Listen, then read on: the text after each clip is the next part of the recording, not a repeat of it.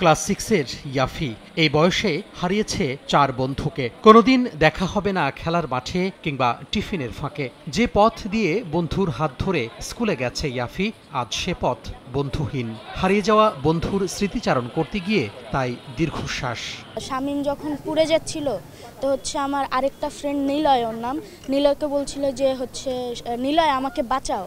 তো এইগুলা মনে পড়লে আমার খুব খারাপ লাগে, ভিতর থেকে খুব কষ্ট পায়। আমরা কত দুষ্টামি করতাম, কত মজা করতাম, আসলে কিছু বলার নেই। বৃহস্পতিবার স্কুলের গেটে ভিড় করেন উদ্বিগ্ন অভিভাবক আর শিক্ষার্থীরা। মাইলস্টোন স্কুল অ্যান্ড কলেজে বিমান দুর্ঘটনায় ভাগ্যক্রমে যারা বেঁচে গেছেন সেই সব শিক্ষার্থীদের তাড়া করছে দুঃসহ স্মৃতি। এদিন ক্যাম্পাসে আসেন শিক্ষকরাও, শোকস্তব্ধ তারাও। একবার তো প্লেন ক্র্যাশ করছে আমাদের সামনে, তো এখন অনেকে বলতেছে স্কুল থেকে চলে যাবে, অনেকে বলতেছে অন্য ক্যাম্পাসে চলে যাবে।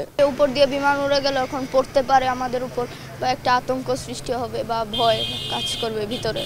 বলার মতো ভাষাই নাই, কি বলবো। এখানে মন মানসিকতা এত খারাপ, আমাদের কোনো কিছুই ভালো লাগতেছে না। সেই দিনের ঘটনা মনে হলে আমি চোখের সামনে দেখেছি, আমার সন্তানরাও ভিতরে ছিল, অল্পের জন্য বেঁচেছে। এটা ভুলার মতো না, এটা দেখার মতো না।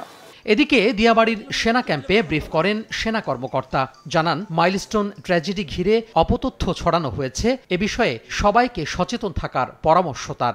আপনারাও সবাই জানেন মিথ্যা অপপ্রচারগুলো চলতেছে এবং এটা এখন পর্যন্ত ওইভাবে করে কেউ কনফার্ম করতে পারেন নাই। যারা বলছেন তারা কোনো প্রমাণাদি উত্থাপন করতে পারেন নাই। আমি বিশ্বাস ওনারা ভবিষ্যতেও পারবেন না যে অপপ্রচারগুলো করতেছেন। তো এই ব্যাপারে আমরা কোনোভাবেই আমাদের মনোবল ভেঙে পড়ে নাই, আমাদের স্পিরিটও ভেঙে পড়ে নাই। আমরা পেশাদার বাহিনী হিসেবে আমরা সবসময় প্রস্তুত। হতাহতদের তালিকা, নিখোঁজদের প্রকৃত সংখ্যা নির্ণয়ে স্কুল কর্তৃক গঠিত তদন্ত কমিটি কাজ শুরু করলেও গণমাধ্যমে কথা বলেননি কেউই। তোহা খান তামিম, সময় সংবাদ, ঢাকা।